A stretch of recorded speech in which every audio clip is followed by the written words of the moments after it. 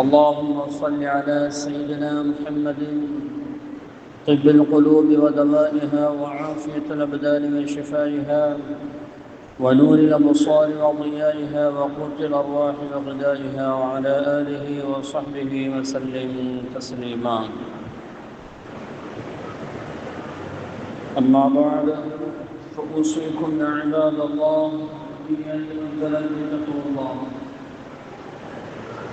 قال الله تعالى في القرآن العظيم والفرقان الحميد: أعوذ بالله من الشيطان الرجيم. بسم الله الرحمن الرحيم. ومن يقل يأت بما قل يوم القيامة ثم توفى كل نفس ما كسبت وهم لا يظلمون. قال رسول الله صلى الله عليه وسلم: من غش فليس مني.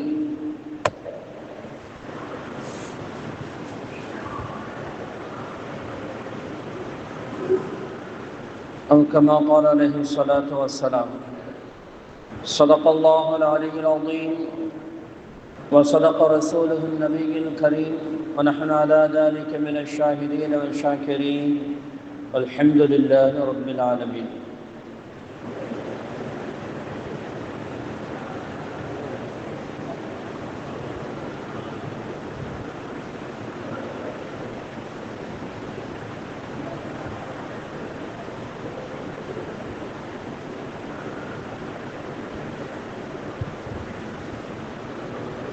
அளவற்ற அருளாளன் நிகரற்ற அன்புடையோனுமாகிய அல்லாஹ்வின் திருநாமத்தால் ஆரம்பம் செய்கின்றோம். புகழ் அனைத்தும் அல்லாஹ் ஜல்ல ஷானஹு தஆலாவிற்கு உரித்தாகுக. ஸலாத்தும் ஸலாமும் நமது உயிரிடும் மேலான உயிருக்கு உயிரான கண்மணி நூறு முஹம்மது ஸல்லல்லாஹு அலைஹி வஸல்லம் அவர்களின் மீதும் அவர்களுடைய குடும்பத்தார்கள், சத்திய சஹாபாக்கள், தாபிஈன்கள், தபஅ தாபிஈன்கள், வலிமார்கள், குத்துபமார்கள், நல்லோர்கள், நாதாக்கள், ஷுஹதாக்கள், உலக முஸ்லிம்கள், குறிப்பாக நம் அனைவர்கள் மீதும், நம்முடைய பிச்சிரங்கள் கியாமத் நாள் வரை வரக்கூடிய அனைவர் மீதும் குறையாது குன்றாது என்றென்றும் உண்டாகட்டுமாக. ஆமீன்.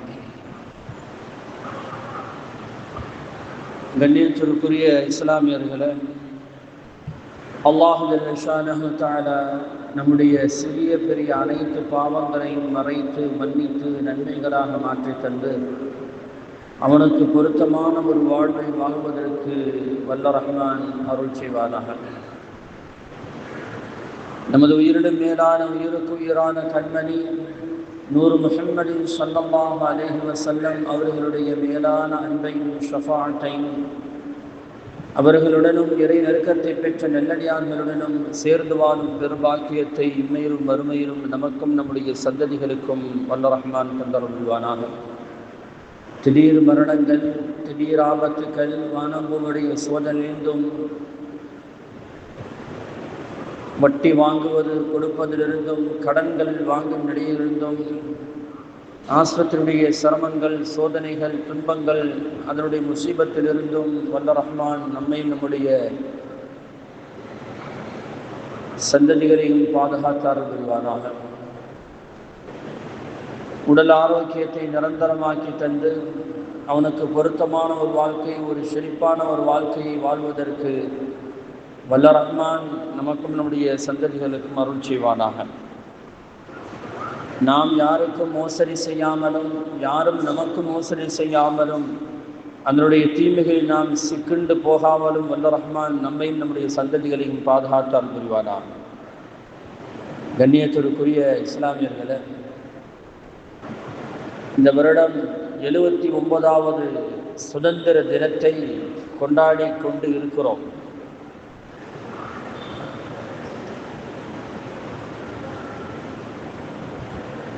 இந்த சுதந்திர தினம் கொண்டாடும் போது எவ்வளவு ஆனந்தம், எவ்வளவு மகிழ்ச்சி.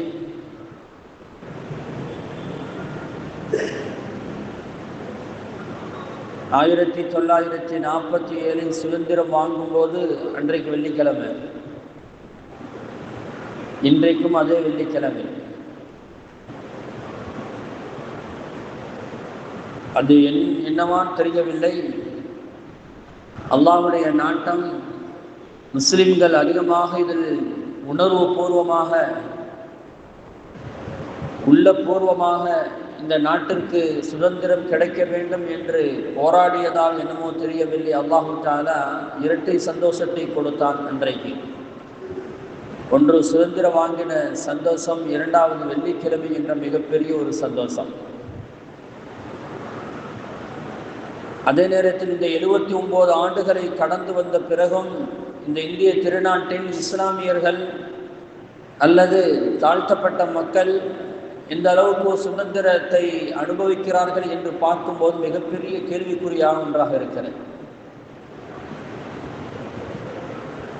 இந்த சுதந்திரம் என்ற பெயரிலே இன்றைக்கு ஆட்சியாளர்கள், அதிகாரத்தில் இருக்கக்கூடியவர்கள், பதவியில் இருக்கக்கூடியவர்கள், படித்த பட்டதாரிகள் எல்லாம் இன்னைக்கு நாட்டு மக்களுக்கு அதிகமான மோசடிகளை செய்யக்கூடியவர்களாக இன்னைக்கு மாறிக்கொண்டு இருக்கிறாங்க.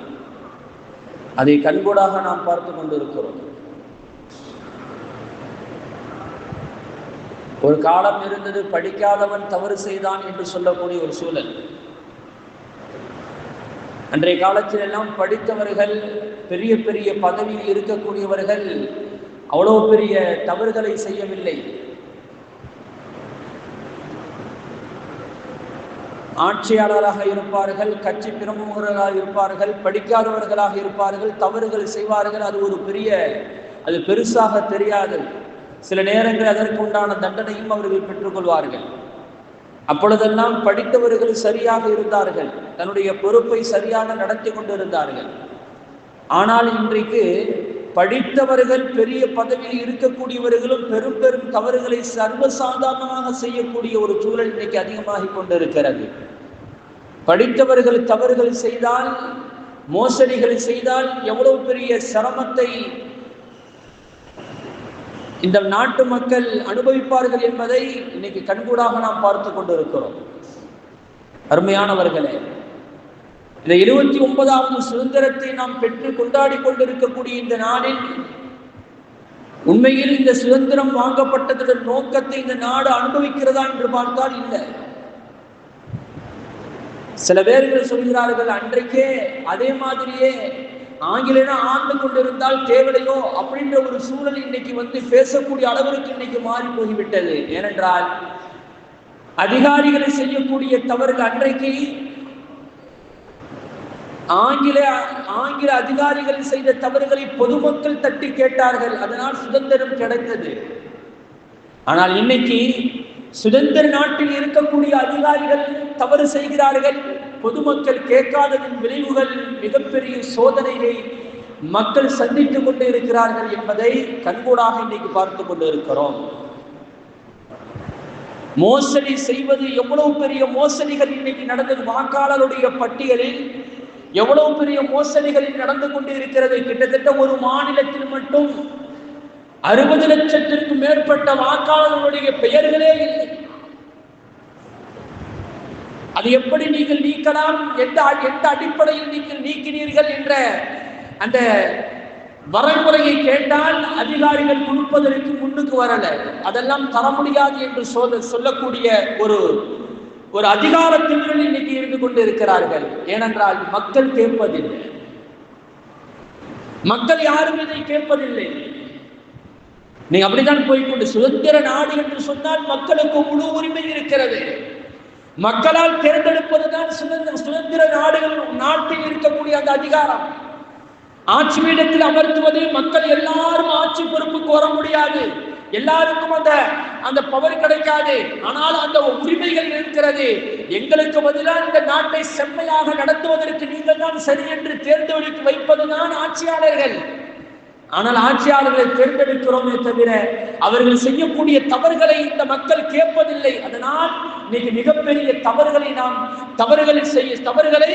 அதன் மூலமாக வரக்கூடிய தீமைகளை நாம் சுமந்து கொண்டு இருக்கிறோம். அதை கண்கூடாக பார்த்து கொண்டு இருக்கிறோம். ஆட்சியாளர்கள் தவறு செய்யக்கூடாது. அன்றைக்கு இந்த நாட்டுடைய மகாத்மா காந்தி என்று சொல்லக்கூடிய அந்த மிகப்பெரியவர் இந்த நாடு சுதந்திரம் பெற்ற போது ஒரு வார்த்தை சொல்லுவார், உமருடைய ஆட்சி இந்த நாட்டில் நடந்தால்தான் முழு சுதந்திரம் நடக்கும் என்று சொல்லுவார். அந்த உமர் ரலியல்லாஹு தஆலா அன்ஹு அவர்கள், நான் சரியான ஆட்சியாளனாக இருக்க வேண்டும் என்றால் நான் எப்படி இருக்க வேண்டும் என்ற மிகப்பெரிய ஒரு இலக்கணத்தை சொல்லி காட்டினார்கள் மக்களிடத்தில். என்ன தெரியுமா? ஜனாதிபதியாக பொறுப்பேற்ற அந்த சமயம், ஜனாதிபதியாக பொறுப்பேற்று முதலில் வெப்பற்படியில ஏறிக்கொண்டு சொன்னார்கள், இந்த உமர் மிகப்பெரிய பொறுப்புக்கு வந்திருக்கிறார், இந்த உமர் மிகப்பெரிய ஆட்சியாளராக வந்திருக்கிறார். ஆனால் இந்த உமர் ஒரு தவறு செய்தால் நீங்கள் என்ன செய்வீர்கள் என்று சொல்லும் போது, ஒரு கடைக்கோடியில் இருக்கக்கூடிய ஒரு தாய் என்று வயது முதிர்ந்த ஒரு தாய் ஒரு பெண்மணி என்று எழுந்திருந்து சொன்னால், வாளை உருவிக்கொண்டு சொன்னால், உமரே நீ தவறு செய்தால், மக்களுக்கு நீ மோசடி செய்தால், மக்களுடைய மீதத்தில் நீ மோசடி செய்தால் இந்த வாள் உன்னிடத்தில் பேசும் என்று சொன்னார் ஒரு கடைக்கோடியில் இருக்கக்கூடிய ஒரு சாதாரண பெண்மணி. இதுதான் சுதந்திர நாட்டுடைய மிகப்பெரிய உரிமை.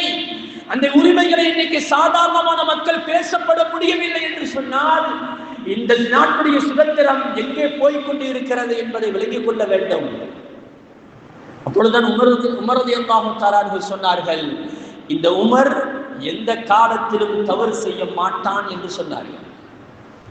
அதே மாதிரியான ஆட்சி நடந்தது. இன்றும் வரலாறு பேசுகிறது. ஒரு ஜனநாயகம், ஒரு ஜனாதிபதி, ஒரு சுதந்திர நாடு, ஒரு சுதந்திர மக்கள் எப்படியெல்லாம் வாழ வேண்டும் என்ற மிகப்பெரிய ஒரு இலக்கணத்தை வகுத்து கொடுத்தவர்கள் உமர் ரலியல்லாஹு தஆலா அன்ஹு. வகுத்து கொடுத்தவர்கள் உமர் ரலியல்லாஹு தஆலா. அவருடைய ஆட்சி காலத்தில் ஒரு மனிதனுடைய ஆடு அல்லது ஒட்டகம் வேற ஒரு மனிதனுடைய தோட்டத்தில் போய் மேய்வதற்கு கூட அங்க துணிவில்லாமல் இருந்தது என்று சொன்னால், ஒரு மனிதனுக்கு மோசடி செய்வதல்ல, மிருகங்கள் கூட மனிதனுடைய பொருளை மோசடியாக சாப்பிடுவதற்கு கூட துணிவு இல்லை என்று சொன்னால் அவருடைய ஆட்சி காலம் எப்படி இருந்தது என்பதை யோசிக்க வேண்டும். ஏனென்றால் அது முழுக்க மக்கள் நலம் சார்ந்த ஒரு ஆட்சியாக இருந்தது. அதனால் இன்று வரை அவர்கள் பேசப்படுகிறார்கள், இன்று வரை அவர்கள் கொண்டாடப்படுகிறார்கள். நீ உலகம் முழுவதும் மிகப்பெரிய காரி துப்பக்கூடிய ஒரு சூழல் இன்னைக்கு இந்தியாவில் நடந்து கொண்டு இருக்கிறது. வாக்காளர்களை நீக்கக்கூடிய ஒரு இந்த நாட்டுடைய சுதந்திரமான மக்களை அவர்களுக்கு எந்த உரிமைகளும் இல்லை என்று சொல்லி அதை நீக்கக்கூடிய மிகப்பெரிய ஒரு மோசடி நடந்து கொண்டிருக்கிறது. அதாவது ஆட்சியாளர்கள் என்பதை விட அதிகாரத்தில் படிப்பு அறிவு பெற்ற அதிகாரிகள் இந்த தவறுகளை செய்கிறார்கள் என்று சொன்னால் அது எவ்வளவு பெரிய மோசடியாக இருக்க முடியும் என்பதை யோசித்து பார்க்க வேண்டும் இஸ்லாமியர்களே. நபிகள் நாயகம் ஸல்லல்லாஹு அலைஹி வஸல்லம் அவங்க காலத்துல எந்திரிச்சு சொன்னாங்க, நான் சில பேர்களை பைத்துல் மால்ல பொறுப்புதாரியாக ஆக்கி வைத்திருக்கிறேன். மக்கள் சார்ந்த பொதுநல சொத்துக்கள் சில பேர்களை நான் பொறுப்புதாரியாக ஆக்கி வைத்திருக்கிறேன். அதை வசூல் செய்வதற்கு நான் பொறுப்புதாரியாக ஆக்கி வைத்திருக்கிறேன். அவர்கள் ஒரு குண்டு ஊசி அளவு, ஒரு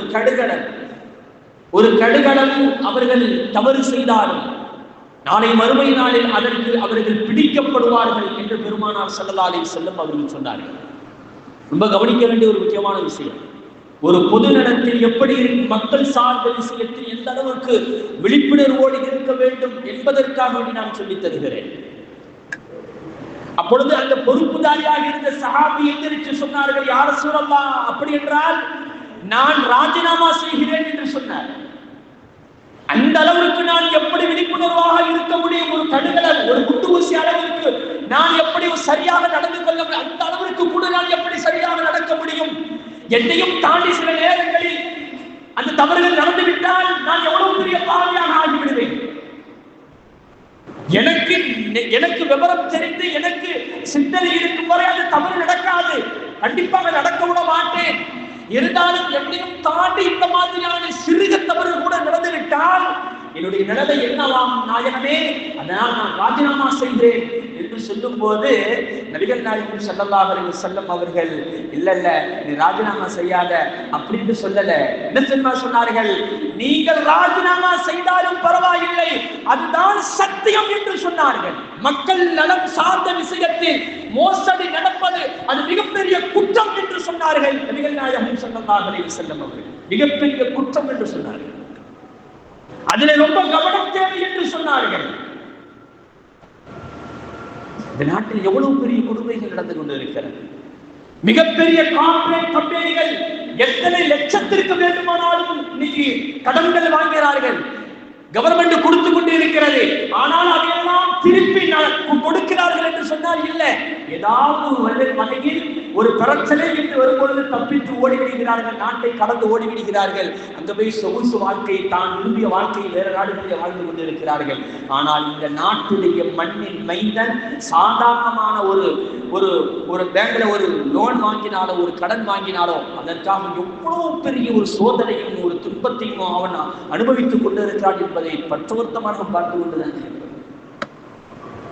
சர்வசாதாரணமாக பணக்காரர்கள் தப்பித்து போகுவதும், சர்வசாதாரணமாக தவறு செய்தவர்கள் ஆட்சி அதிகாரத்திற்கு வந்து அவர்களுக்கு மரண தண்டனை கொடுத்தால் கூட தகும் என்ற ஒரு சூழலில் இருக்கக்கூடிய நபர்களுக்கெல்லாம் ஆட்சி பொறுப்புக்கு வந்து இந்த நாட்டு மக்களுக்கு நாங்கள் நல்லதை காட்டுகிறோம் என்று உபதேசம் செய்வது எவ்வளவு பெரிய ஒரு மடமைத்தனம், முட்டாள்தனம் என்பதை யோசித்து பார்க்க வேண்டும்.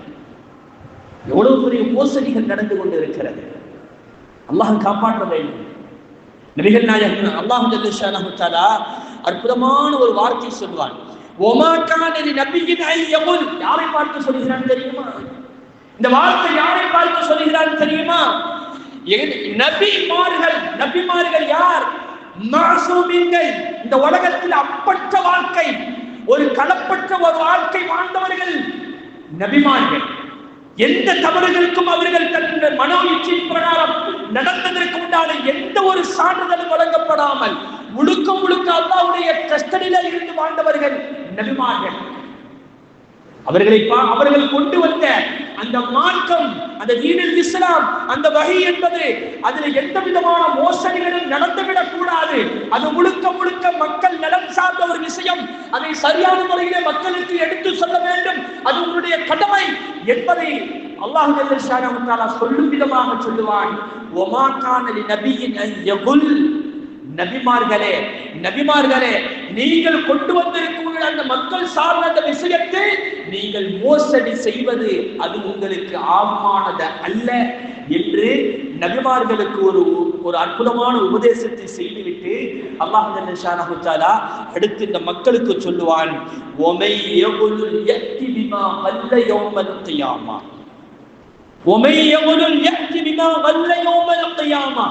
யாராவது ஒரு சின்ன ஒரு மோசடியை, ஒரு சாதாரணமான ஒரு மோசடியை, ஒரு அற்பமான ஒரு கடுகளவு இருந்தாலும் அதனுடைய மோசடிகளையும் எவனாவது ஒருவன் கொண்டு வருவானையானால் நாளை மறுமை நாளையில் அதை கொண்டு அவன் வரப்படுவான். வந்துவிட்டு நபிகள் அல்லாஹ் சொல்றான், சும்மத்து வஃபா குல்லு நஃப்ஸின் மா கஸபத் வஹும் லா யுظلمون. மோசடி செய்யக்கூடியவர்களே, நீங்கள் மோசடி செய்த அந்த மோசடி நாளை மறுமை நாளில் கொண்டு வரப்படும். உங்களுடைய விஷயத்தில் எந்த விதமான தீமைகளும் இல்லாமல் சரியான தண்டனை வழங்கப்படும். அதில் நீங்கள் அநீதி இழைக்கப்பட மாட்டீர்கள் என்பதை அல்லாஹ் சொல்லி தருகிறார்கள்.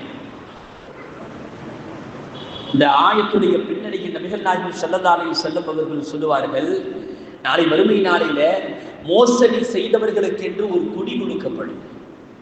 மோசடி செய்தவர்களுக்கு என்று ஒரு கொடி கொடுக்கப்படும். அந்த கொடியில இன்னாருக்கு இவன் மோசடி செய்தான் என்று சொல்லப்பட்டு இருக்கும். அவன் தனிப்பட்ட முறையில தனிநபருக்கு மோசடி செய்திருந்தாலும் சரி, அல்லது கணவன் ஒரு மனைவிக்கு மோசடி செய்திருந்தாலும் சரி, அல்லது ஒரு மனைவி கணவனுக்கு மோசடி செய்திருந்தாலும் சரி, அல்லது ஆட்சி அதிகாரத்தில் இருக்கக்கூடிய அதிகார வர்க்கத்தில் இருக்கக்கூடியவர்கள் மக்களுக்கு மோசடி செய்திருந்தாலும் சரி, அல்லது படித்து பட்டங்கள் பெற்ற அந்த அதிகாரத்தில் இருக்கக்கூடிய மனிதர்கள் அவர்கள் மோசடி செய்திருந்தாலும் சரி, அந்த கொடியில் இவன் என்னென்ன மோசடிகள் செய்தான் என்பதையெல்லாம் அங்கே எழுதப்பட்டிருக்கும். அதை படித்து பார்த்து அந்த உலகத்தில் உள்ள அந்த மக்கள் அத்தனை மக்களும் விளங்கிக் கொள்வார்கள் என்று பெருமானார் ஸல்லல்லாஹு அலைஹி வஸல்லம் அவர்கள் சொல்வார்கள். அவன் தப்பித்து போக முடியாது, அவன் தப்பித்து போக முடியாது. ஏன்?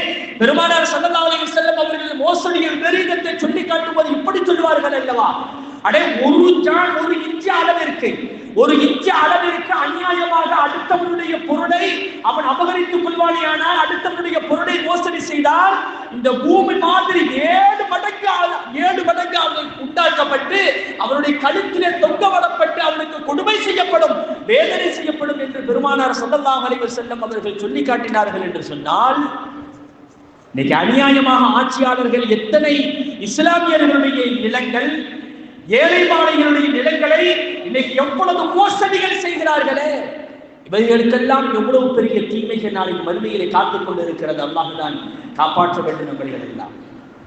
இன்னைக்கு குஜராத்தில் எத்தனை இஸ்லாமியர்கள் வீடு இல்லாமல் நடுத்தருவில் இருக்கிறார்கள் தெரியுமா?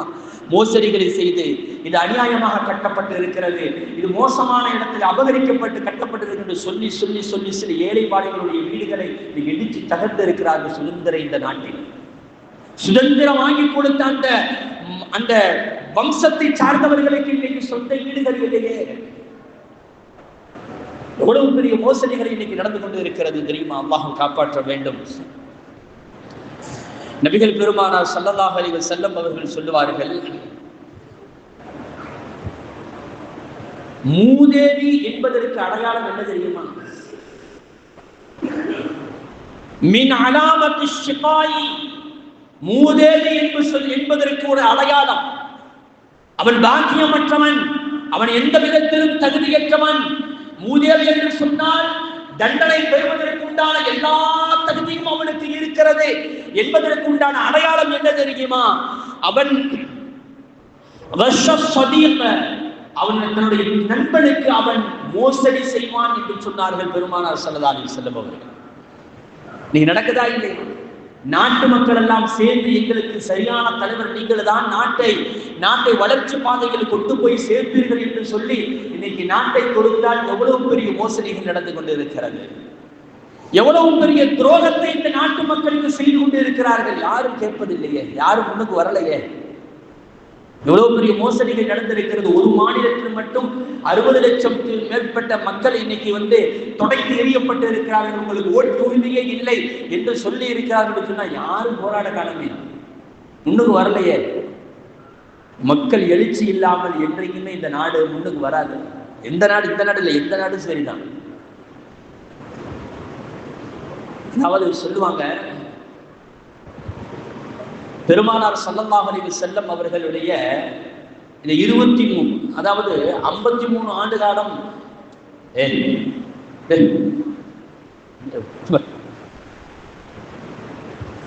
23 ஆண்டு காலங்கள் இந்த உலகத்துல நபிப்பட்டம் கிடைத்து வாழ்ந்தார்கள். நபிப்பட்டம் கிடைத்து வாழ்ந்தார்கள். அதுல 15 வருடங்கள் மக்காவிலே வாழ்ந்தார்கள். 10 வருடம் தான் மதீனாவுல வாழ்ந்தாங்க. போர்க்களம் என்று சொன்னால் இந்த 10 ஆண்டு காலங்களில் தான் போர்க்களம் நடந்தது. இந்த 10 ஆண்டு காலங்கள்ல போரில் ஷஹீதாக்கப்பட்ட சஹாபாக்கள் எவ்வளவு பேர் தெரியுமா? எவ்வளவு துல்லியமா சொல்லியிருக்காங்க பாருங்க. எவ்வளவு பேர் தெரியுமா? அதிகபட்சமாக ஒரு 250 பேர் இருப்பாங்க. அதிகபட்சமாக ஒரு 250 பேர் இருப்பாங்க.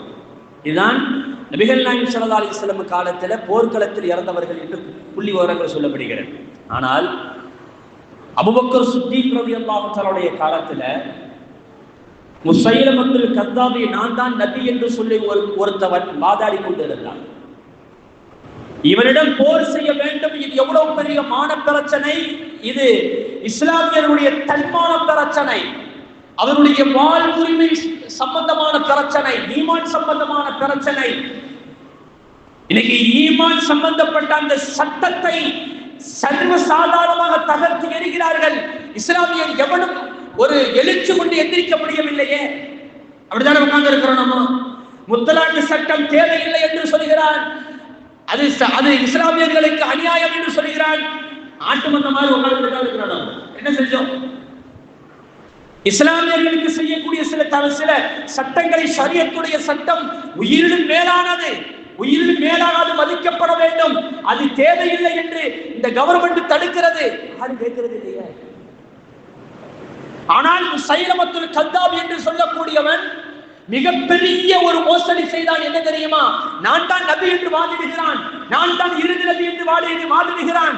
ஆனால் அவனோடு போர் செய்ய வேண்டும், போருக்கு தயாராக எல்லா சஹாபாக்களும் எந்திரிச்சு நின்றாங்க. எல்லா ஏனால் இது வாழ்வு உரிமை சம்பந்தப்பட்டது, ஷரியத்து சம்பந்தப்பட்டது.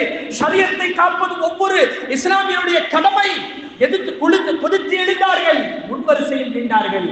அந்த போர்க்களத்தில் மட்டும் இறந்தவர்கள் எத்தனை பேர் தெரியுமா? 1200 பேர் ஷஹீதாக்கப்பட்ட ஷஹதாக்கள் என்று கொல்லி விவரங்கள் சொல்லி தருகிறது இஸ்லாமியர்கள். இன்னைக்கு இந்திய சுதந்திரத்திற்காக வேண்டி 90,000 பேர் இறந்து போனால் இந்தியா கேட்டில் எழுதப்பட்டு இருக்கக்கூடிய அந்த புள்ளி விவரங்கள் 61,000 பேர் இஸ்லாமியர்கள். ஆனால் இஸ்லாமியனுக்கு இந்த நாட்டில் உரிமை இல்லை என்று சொல்லக்கூடிய அளவிற்கு நாம் தள்ளப்பட்டு இருக்கிறோம் என்று சொன்னால் நாம் எங்கே இருக்கிறோம்? நாம் இல்லாத இந்திய தேசத்தை எந்த காலத்திலும் காண முடியாது. நாம் மட்டும் இந்திய தேசத்தை நாம் இஸ்லாமிய ஒரு நாடாக ஆக்க வேண்டும் என்று சொல்லியிருந்தால் 800 வருடங்கள் நாம் இந்திய தேசத்தை ஆண்டோம். அப்பொழுதே நாம் மாற்றிருக்க முடியும். ஏனென்றால் அது சுதந்திரம் அல்ல. அது மன்னர் ஆட்சி நடந்தாலும் அரசனுடைய ஆட்சி நடந்தாலும் அங்கேயும் மக்களுக்கு சுதந்திரம் இருந்தது என்பதை வரலாறு சொல்லித் தருகிறது. 800 ஆண்டுகள் முகலாய மன்னர்கள் ஆண்டாலும் அவனுடைய உரிமைகளில், அவனுடைய வணக்க வழிபாடுகளில் யாரும் தலையிட்டதில்லை என்று வரலாறு சொல்லித் தருகிறது.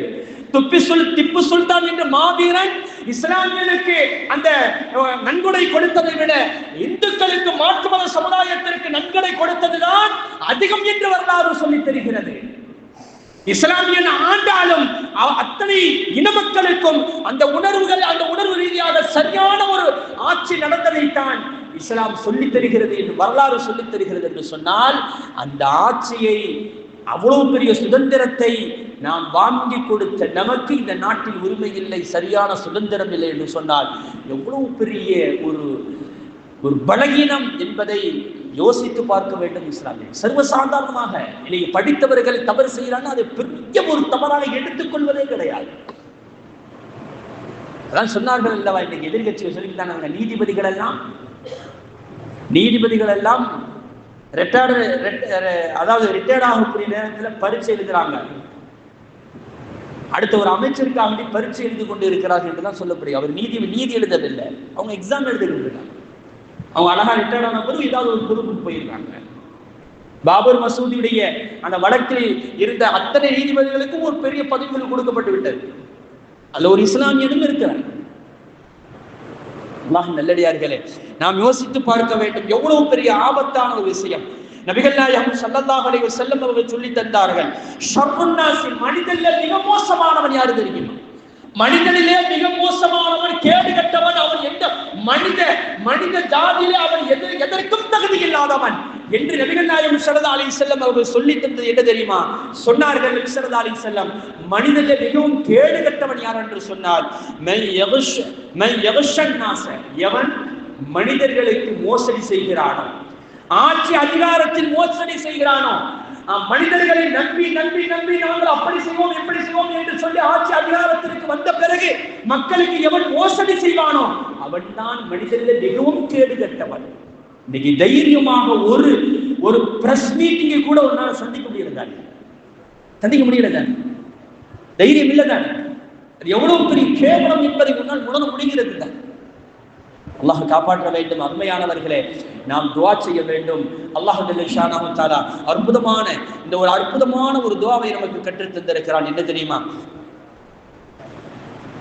இந்த மாதிரியான சூழல்கள் வரும் பொழுது ஒரு அற்புதமான ஒரு துஆவை அல்லாஹ் ஜல்ல ஷானஹு தஆலா நமக்கு கற்றுத் தந்திருக்கிறான். நாம் இந்த காலகட்டத்தில் நம்மளால ஆட்சி அதிகாரத்தில் இல்லை, மக்களுடைய எழுச்சியும் இல்லை. ஆனா இந்த நேரத்தில் நாம் ஒரே ஒரு ஆயுதம், துஆ என்ற ஒரு ஆயுதம். இந்த மாதிரி காலகட்டத்தில் அல்லாஹ் நமக்கு சொல்லித் தரக்கூடிய ஒரு ஆயுதம் என்ன தெரியுமா?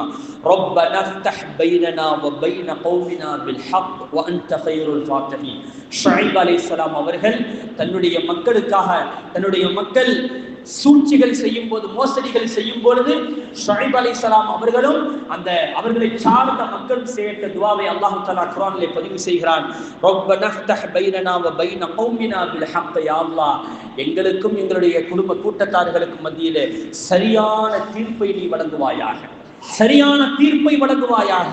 وأنت خير الفاتحين. யா அல்லாஹ், நீதான் தீர்ப்பு வழங்குவது மிக சிறந்தவன். ஏன்னா இன்னைக்கு எதிர்க்கட்சி தலைவர்கள் மிகப்பெரிய ஒரு போராட்டம், பெரிய போராட்டம் இல்லை, ஆனால் இது கடைசி வரை கொண்டு ஜெயிக்க வேண்டும் என்று சொன்னால் நம்முடைய துஆவும் ஒன்று வேண்டும்.